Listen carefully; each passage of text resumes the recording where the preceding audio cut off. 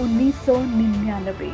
करगिल की ऊंची चोटियों पर जब दुश्मन के नापाक इरादों को ध्वस्त किया जा रहा था, तब एक इंडियन आर्मी का ऑफिसर अपनी मिट्टी, अपने तिरंगे और अपने फर्ज के लिए मुस्कुराते हुए आगे बढ़ रहा था, जिन्होंने अपने आखिरी खत में लिखा, I have no regrets. If I were to be born again, I would join the army and fight for my nation. नमस्कार, आप सुन रहे हैं directorate of public relations, ministry of defence का पॉडकास्ट रक्षा सूत्र, और मैं हूं आपकी सूत्रधार शैलजा। आज रक्षा सूत्र में हम बात कर रहे हैं उसी वीर योद्धा की, जिनके आखिरी खत ने मिसाल कायम की, और उनके उस लास्ट लेटर में मेंशन हर ख्वाहिश को आज भी उनका परिवार पूरा कर रहा है, उनके साथ जी रहा है। मरणोपरांत वीर चक्र से सम्मानित कैप्टन विजयंत थापर, जिनकी बहादुरी, हिम्मत और देश के प्रति प्यार आज भी हर नौजवान को मोटिवेट करता है। आज उस शख्स के साथ हैं हम, जिन्होंने सिर्फ एक वीर सपूत को जन्म नहीं दिया, बल्कि उसे देश की सेवा और बलिदान के रास्ते पर चलते हुए देखा। वो खुद भी लगभग 4 दशक का लंबा सफर इंडियन आर्मी के साथ तय कर चुके हैं। नमस्कार, मेरे साथ हैं कैप्टन विजयंत थापर जी के पिता colonel VN Thapar, retired. Sir, बहुत बहुत स्वागत है आपका हमारे इस पॉडकास्ट रक्षा सूत्र में। धन्यवाद। करगिल युद्ध को हुए 26 साल बीत चुके हैं। एक चिट्ठी थी जो उन्होंने आपके लिए, आपके परिवार के लिए लिखी, और जो अब देश के लिए बहुत बड़ी प्रेरणा का स्रोत भी है। उसका एक एक लफ्ज़ हमारे लिए प्रेरणा का स्रोत है जो आज यूथ पढ़ रहा है। कैप्टन थापर को थोड़ा सा और समझने की कोशिश करते हैं, उस खत को फिर से एक बार पढ़ते हैं। Let's decode it. सर, सबसे पहले तो हमें ये बताएं कि कैप्टन थापर का आखिरी खत आपको कब और कैसे मिला था? देखिए जी, ये जो खत है ना, ये इन्होंने युद्ध भूमि से लिखा था।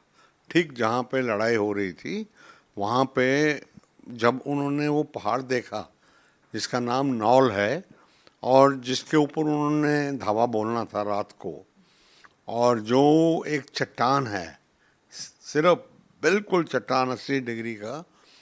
मैं ये कहना चाहता हूँ कि मैं भी 37 साल फौज में रहा हूँ, लेकिन वो इतना भयानक पहाड़ था कि उसको देख के मुझे भी वो हुआ कि भाई ये रात को कैसे इसके ऊपर हमला किया हुआ है इन्होंने। तो एनीवे, उन्होंने हमला किया और वहाँ पे विजय प्राप्त की।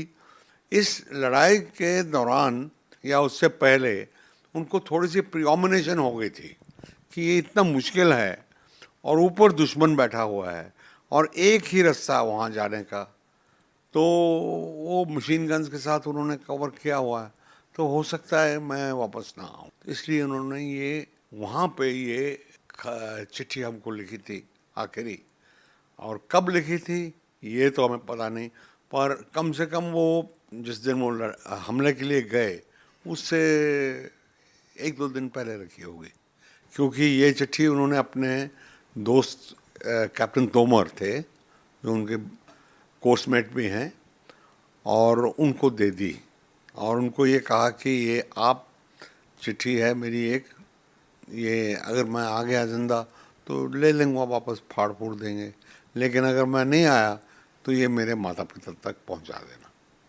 डू यू फील कि फौज में खून में ही ऐसा कुछ होता है कि वो कुछ भी करने को तैयार हो जाते हैं? हाँ जी, ये तो बिल्कुल है ना, क्योंकि एक सैनिक के पास सबसे बड़ी चीज़ जो है वो एक अपने पलटन के लिए, अपने देश के लिए एक किस्म का प्रेम है, जो उसको इम्पेल करता है, ऊपर जाने के लिए मजबूर करता है को। तो सिर्फ ट्रेनिंग नहीं होती, मुझे लगता है ये जो आपके 4 जनरेशन्स जो फौज से ही जुड़े रहे, ये भी मैटर करता है। जी हाँ, ये हमारे केस में तो बहुत ज़्यादा था, क्योंकि मैं भी चाहता था कि वो सेना में कुछ अच्छा करे।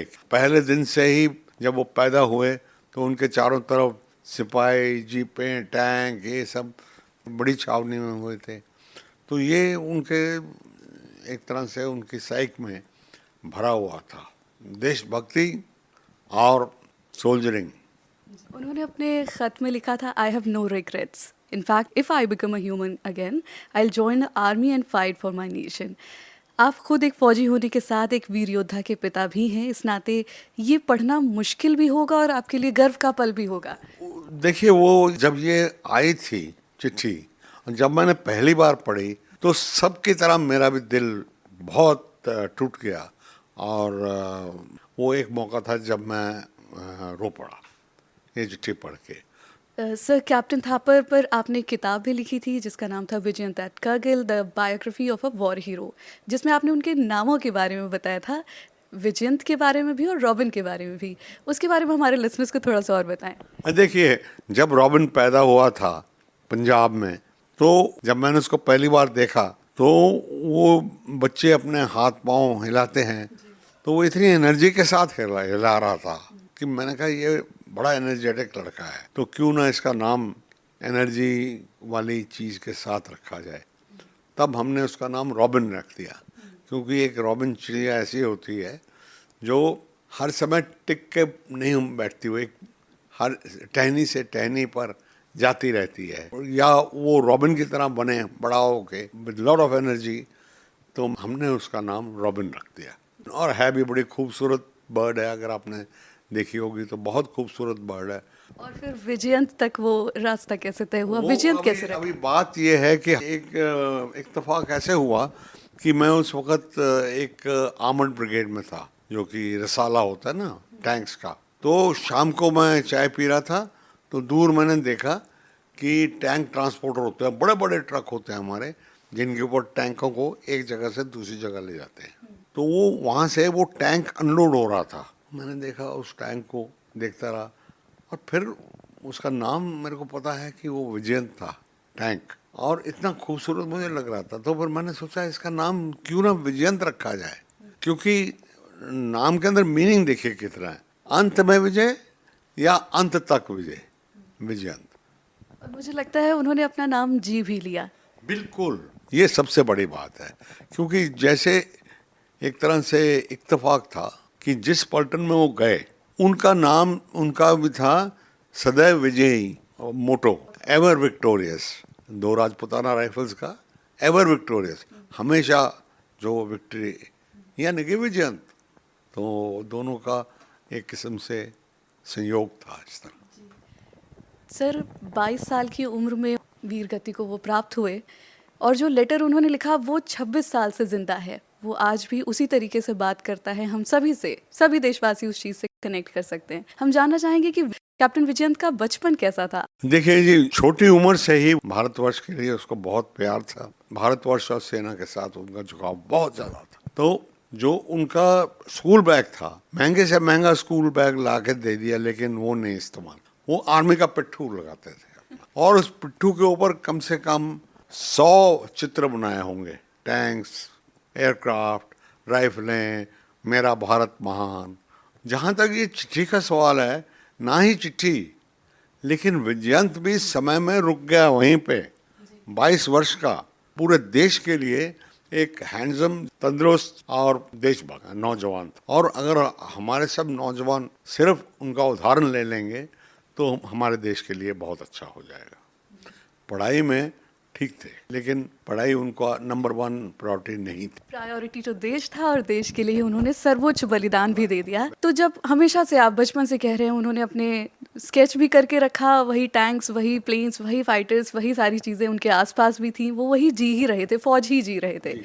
तो पहली बार जब आपने उनको वर्दी में देखा, तब कैसा फील हुआ था आपको? प्रॉब्लम ये थी कि मैंने उनको वर्दी में सिर्फ 5 मिनट के लिए 5 या 7 मिनट के लिए, वो भी इस तरह से कि मैं तो पोस्टेड था अलग जगह पे, और जब हम इंडियन मिलिट्री एकेडमी में गए तो वो एकेडमी की ड्रेस पहनते थे। तो जब वो ऑफिसर बन गए तो उनको देख नहीं पाया हम, और वो एक दिन फ़ोटो खिंचाने के लिए गए थे हम, और वो तो एक कॉमन ड्रेस है, लेकिन जैसे रेजिमेंटल की अपनी पलटन की जो ड्रेस है उसमें उनको नहीं देख पाए। और जब हम उनको मिले लास्ट टाइम, मैं और उनकी माता जी, जब उनकी पलटन जा रही थी लड़ाई के लिए, तो तुगलकाबाद में वो रुके। तो कुछ इत्तेफाक ऐसा हो गया कि वो इधर घर में आ गए, मैं उधर चला गया, तो हम वहाँ पे उनको 5 या 7 मिनट के लिए मिले। तो उस वक्त उन्होंने कॉम्बैट ड्रेस पहनी हुई थी, तो इसलिए वो नहीं देख पाया, हमको फुल ड्रेस में नहीं देख पाया। और फिर जब मुझे पता लगा कि वो यहाँ आ गए हैं, यहाँ मतलब दिल्ली वाले ये घर, घर जहाँ में, घर पे। हाँ इस घर में आ गए हैं, तो हम यहीं रहते थे। तो उन्होंने फिर वहाँ से एकदम, फिर मैंने कहा कि वापस चलें, जाके मिल लूँगा उसको।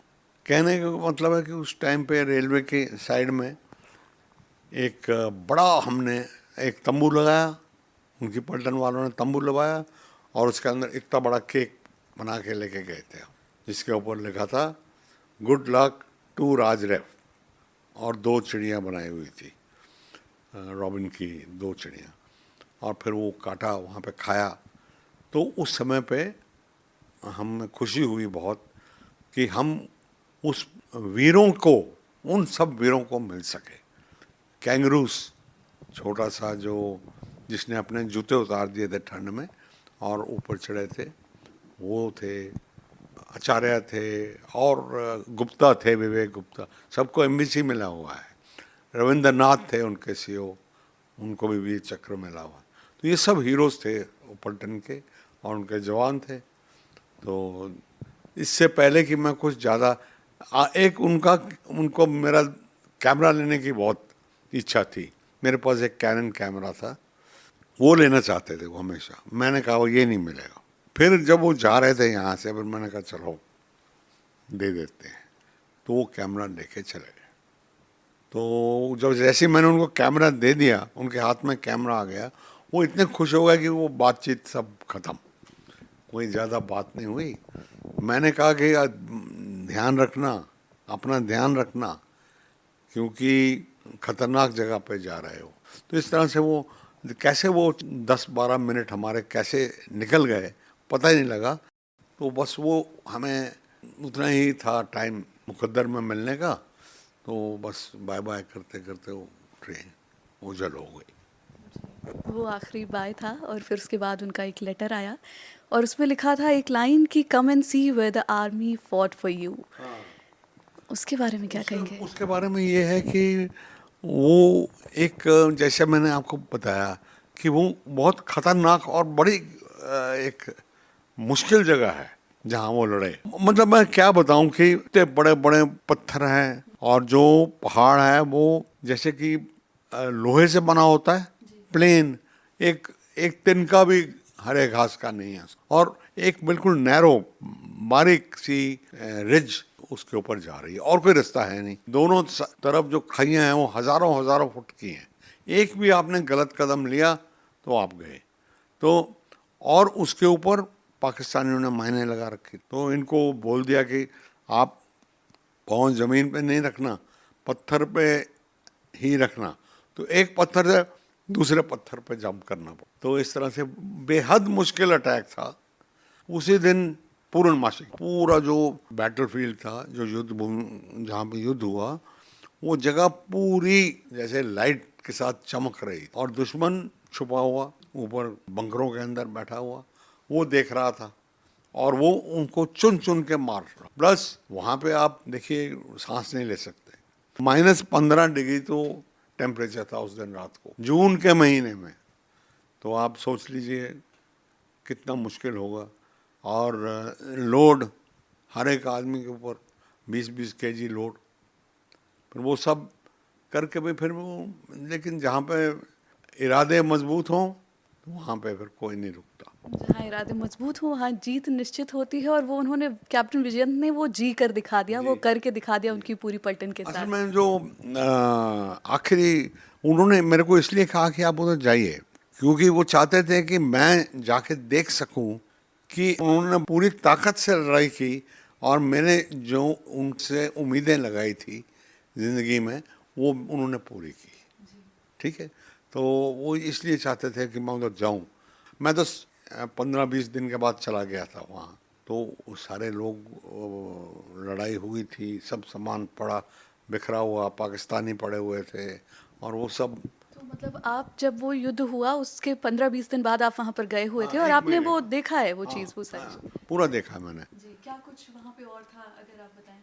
देखिए वहाँ पे एक आप लोग सोच के हैरान हो जाएंगे, एक सिपाही अपने लिए खिचड़ी बना रहा था पाकिस्तानी, तो वो पतीला जो था खिचड़ी से भरा हुआ और जल भी गई थी क्योंकि लड़ाई शुरू हो गई होगी, वो वहीं पड़ा था। और शायद जिसके साथ विजयंत का मुठभेड़ हुई वो आदमी भी मरा हुआ पड़ा था वहाँ पे।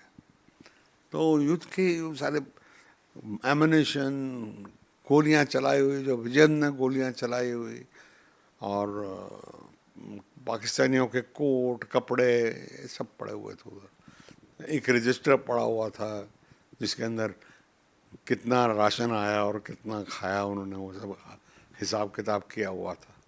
तो ये सब चीज़ें थी जो हर पोस्ट पे होती हैं। जी, उन्होंने एक लेटर में एक और चीज़ लिखी थी, बड़ी ख़ास लगी जो मुझे, और जो सारे युवाओं को आजकल पढ़ना भी चाहिए उस चीज़ को, क्योंकि ये ऐसी कहानी है जो 26 साल बीत चुके हैं उस चीज़ के, लेकिन 2600 बार रिपीट करना उस चीज़ को ज़रूरी है। उसमें लिखा हुआ था कि अनाथालय को चीज़ें दान करें, मेरे शरीर का कोई भी हिस्सा हो जो काम आ सके वो दें। This shows that he was a very family man kind of person, कि वो मतलब हर किसी को खुश देखना चाहते थे, भले मैं खुद न्यौछावर हो जाऊं उस चीज़ पर। देखिए, मैं तो समझता हूँ कि कोई ऑफिसर या कोई लीडर वो अच्छा नहीं हो सकता जब तक कि वो एक अच्छा इंसान नहीं है। तो अच्छा इंसान बनना बहुत ज़रूरी बात है। और दया का जो वर्चू है वो बहुत ज़रूरी है। और ये बहुत दयालु थे। उन्होंने एक लड़की थी उसके बारे में भी जिक्र किया है इस चिट्ठी में, रुखसाना। तो उसकी अवस्था देख के वो बहुत बेचैन हो गए थे और उसको उन्होंने प्यार से ट्रीट करके 1 महीने के अंदर अंदर जो वो चुप हो गई थी, गुम हो गई थी। क्यों क्यों वो क्या है किस्सा, आप उस चीज़ को भी बताएं कि रुखसाना से क्या कनेक्शन था, योगी बाबा कौन थे जो उन्होंने चिट्ठी में मेंशन किया। रुखसाना जो थी एक लकड़हारे की बेटी थी, बहुत गरीब थी। उस वक़्त वो ढाई तीन साल की हो गई जब विजयंत उसको मिला। उससे 1 साल पहले की बात है जब ये आतंकवादी, मैंने कहा ना कुपवाड़ा में बहुत आतंकवादी थे, तो आतंकवादियों ने सोचा कि ये हमारे बारे में खबर ये आदमी देता है सेना को, क्योंकि सेना का कैंप बिल्कुल साथ में था। तो इसलिए वो रात को आए और देखा नहीं कुछ नहीं, वो उसको पकड़ लिया। रुखसाना के मारा वो उधर एक साइड में हो गई, उसकी माँ वैसे ही कमज़ोर सी औरत है, वो भी एक साइड में हो गई, और उन्होंने उसको बड़ी बेरहमी से मारा।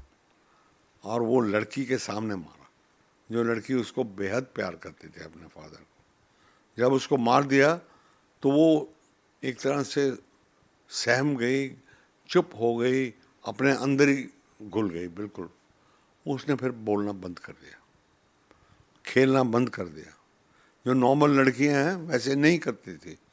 तो विजन जब जाता था आता था तो उनके घर के आगे से आना जाना पड़ता। वो आपस में ही जाते समय बाय बाय करेगा या कुछ और, उसको छोटी सी तो थी वो, तो उसको खुश करने के लिए कुछ ना कुछ करते थे। लेकिन उस समय पता नहीं था उनको कि क्या हुआ इस लड़की को, इसलिए उन्होंने पूछताछ की। तो उनकी मासी ने बताया, उसकी मासी ने बताया कि ये लड़की बिल्कुल नॉर्मल थी, अच्छी थी, सब ठीक था, लेकिन ये हुआ हादसा, इसकी वजह से ऐसे हो गई। तो उसी वक्त उन्होंने पहले तो उसकी माँ को थोड़े से पैसे दिए और फिर वो रोज़ जाके रुखसाना के साथ बैठ जाता था। कभी चॉकलेट ले जाएगा, कभी रिबन ले जाएगा, पेंसिल ले जाएगा, कोई छोटा मोटा खिलौना खिलौना ले जाएगा और उसके साथ खेलेंगे, थोड़ा सा टाइम बिता देंगे। तो वो घुल मिल गई थोड़ी सी, फिर उसने उनके वो आपस में थोड़ा सा रिलेशनशिप हो गया, एक दूसरे को पहचानने लग गए। ये स्टेज आ गई कि वो लड़की जो थी उसको मिस करने लगी कि अभी आया नहीं। और फिर वो एक दिन उन्होंने पूछा कि तेरा नाम रुखसाना है? तो उसने कहा हाँ। तो पहली बार बोली वो। फिर उन्होंने बोला कि स्कूल जाएगी? कहती हाँ मैं स्कूल जाऊंगी। फिर उसके उन्होंने मेरे को लिखा था कि इसके लिए 50 रुपये इसकी स्कूल की फीस हमेशा देते रहना। उस टाइम से लेके अगले 18 साल 19 साल मैं उधर जाता हूँ, उस लड़की को मिलता हूँ और उसको जो भी आर्थिक सहायता कर सकता हूँ वो करता हूँ। और अब वो लड़की की शादी हो गई, तो हम दोनों उनकी शादी के लिए गए थे, मैं और मेरी वाइफ। सर, बातचीत करते करते समय भी निकल रहा है और मुझे लगता है मेरे लिसनर्स और भी ज़्यादा इस चीज़ को सुनना चाहेंगे, इस कहानी को और ज़्यादा सुनना चाहेंगे, पर हमें विदा लेने का समय आ गया है। एक आखिरी सवाल के साथ इस पॉडकास्ट का अंत करना चाहूँगी। कैप्टन थापर के बारे में बात करते हैं तो हमारी आवाज़ हमेशा गमगीन हो जाती है, आंखें थोड़ी सी नम होती हैं, लेकिन दिल हमेशा फ़ख्र से चौड़ा हो जाता है कि हमारे देश ने ऐसे वीर जवान दिए हैं। अगर आपको उनकी तरफ से कोई संदेश देना हो तो आप क्या कहेंगे? पहले तो मैं बता दूं क्यों लोग उनको याद करेंगे और क्यों और लोग बनेंगे, क्योंकि उन्होंने ऐसा उदाहरण उधर लड़ाई के मैदान में रखा है कि उनको और किसी चीज़ की फिक्र नहीं थी। उनको था वो दुश्मन जो सामने बैठा है, तोपखाना फायर कर रहा था, मशीन गनें चल रही थी, ग्रेनेड फेंके जा रहे थे, रॉकेट मारे जा रहे थे, उसके अंदर गालियां भी चल रही थी। तो पाकिस्तानियों ने बोला वहाँ से चिल्ला के, अरे काफिरों तुम भाग जाओ, तुम क्या लड़ोगे। तो उन्होंने कहा, अरे तुम्हारा तो भागने का भी टाइम चला गया, अब तो तुम्हारा जनाजा यहाँ से निकलेगा। तो इस तरह से जब तक उन्होंने सोचा कि मैं पहले इस बंकर को ख़त्म करूं, जैसे ही थोड़ा सा वो फायरिंग में थोड़ा सा वक्फा हुआ, उन्होंने छलांग लगाई और दुश्मन के बंकर की तरफ धावा बोला। पीछे एक और मशीन गन लगी थी, उसने फायर किया और उनके सिर में गोली लगी और अपने साथी की बाहों में गिर गए। तो मैं आपको ये कहना चाहता हूँ कि एक तो अभिमन्यु थे हमारे, जो हम उनको पूछते हैं, वैसे ये योद्धा यंग 22 साल के, ये हथियार हाथ में और दुश्मन सामने और लड़ते हुए अंत तक वो शहीद हो गए, अपने साथी की बाहों में गिरे। ये जो इज़्ज़त है ये बहुत कम लोगों को नसीब होती है। मुझे बड़े बड़े सीनियर ऑफिसर्स ने भी लिखा है कि भगवान ने हमको क्यों नहीं ऐसा मौका दिया। तो ये एक वजह है, और जो उन्होंने उदाहरण रख दिया है, उसी उदाहरण को देखते हुए जब भी भारतवर्ष पे कोई संकट आएगा तो हजारों विजयंत खड़े हो जाएंगे। और जब ऐसे विजयंत हमारे साथ खड़े हों तो भारत की विजय सुनिश्चित है। आपने देख लिया अभी सिंदूर हुआ है, तो वही कारगिल में विजय हुई थी, उसके बाद में सिंदूर में, और होती रहेगी हमेशा। भारतवर्ष के नौजवान इस मिट्टी के बने हुए हैं कि वीरों की कोई कमी नहीं है, वीरों की कोई कमी नहीं है। बहुत बहुत शुक्रिया सर, हमसे बात करने के लिए, जुड़ने के लिए, इतना समय निकालने के लिए, और कैप्टन विजयंत थापर के बारे में थोड़ा और हमें जानकारी देने के लिए। हम एक फादर क्या सोचते हैं अपने बेटे के बारे में, उस चीज़ को समझ पाए, इस चीज़ के लिए बहुत बहुत धन्यवाद। इस पॉडकास्ट के माध्यम से आप, क्योंकि खुद फ़ौज में रहे हैं, आपने देखा है फ़ौज को बहुत करीब से, या यूँ कहूँ कि एक फ़ौजी हमेशा से तैयार रहता है मौत को बहुत करीब से देखने के लिए। एक आम लड़का, आम बच्चा जिसने करगिल के बारे में बहुत कम सुना है या उस समय पैदा भी नहीं हुआ था, वो इस पॉडकास्ट को सुन के विजुलाइज कर सकता है कि एक 22 साल का बच्चा, और जो करगिल में फ़ौज में जो कहा जाता था कि एवरेज एज जो है उनकी 24 से 25 साल थी, वो भी कमाल कर सकते हैं, वो भी देश को जीत दिला सकते हैं। आप क्या कहना चाहेंगे उस बारे में? मैं तो ये कहूँगा कि ये जो सहरा है विजय का, ये हमारे यंग ऑफिसर्स के सिर पे है, बांधा गया है। जो पूरा क्रेडिट जो है, जो जीत हमारी हुई है, वो दुश्मन निश्चित हार थी, उसको जीत में बदली किया वो यंग ऑफिसर्स ने की, अपने देशभक्ति की वजह से, अपना इज्जत की वजह से, अपने डिटर्मिनेशन और दृढ़ निश्चय की वजह से कि हमको तो ये का टास्क पूरा करना है, कुछ भी हो जाए। तो जान की परवाह नहीं, किसी और चीज़ की परवाह नहीं, क्या कहना चाहेंगे आप युवाओं को जो इस समय हमें सुन रहे हैं, 20-22 साल के हैं या कॉलेज में हैं, काम कर रहे हैं, अपनी लाइफ में बिजी हैं, देश सेवा किसी तरीके से करना चाहते हैं, क्या कहना चाहेंगे उन्हें? मैं तो यही कहना चाहूँगा कि हमारे जो नौजवान हैं उनको ताकतवर होना चाहिए, एक मॉरली, फिजिकली और मेंटली ताकतवर होना चाहिए, क्योंकि एक एक इंडिविजुअल की जो ताकत है वो मिलजुल के पूरे देश की ताकत बन। और नौजवान जो हैं हमारे वो हमेशा तैयार रहेंगे, जब भी भारत को ऐसे संकट आएगा तो हमारे नौजवान तैयार हैं। बहुत बहुत शुक्रिया सर, हमारे लिए समय निकालने के लिए, हमसे बात करने के लिए। धन्यवाद। जय Hind. Thank you so much sir. दोस्तों, आज की ये मुलाकात बेहद ही खास थी। रक्षा सूत्र के माध्यम से एक बार फिर हमने उस लास्ट लेटर को एक नए नजरिए से जाना। इसमें लिखी हर एक लाइन उस शूरवीर बेटे के आखिरी शब्द हैं, जिन्होंने देश के लिए जीने और जान न्यौछावर कर देने का वादा निभाया। क्या होता है देश प्रेम, क्या है बलिदान, कैसे लिखी जाती है एक अमर कहानी, आज हमने ये सब जाना। इस चिट्ठी में सब कुछ था। अपने माता पिता, परिवार, समाज के लिए प्रेम, देश के लिए एक अंतिम सलाम और हम सभी के लिए गर्व महसूस करने के साथ साथ ये जिम्मेदारी भी महसूस करने का पल कि आज जब हम देश में अमन और शांति से रह पा रहे हैं तो वो इन शूरवीरों की बदौलत ही है। इसी गर्व की अनुभूति के साथ आपसे विदा लेती हूँ। मिलूंगी आपसे अगली बार एक और नई कहानी के साथ। तब तक के लिए मुझे दे इजाजत। धन्यवाद। जय हिंद।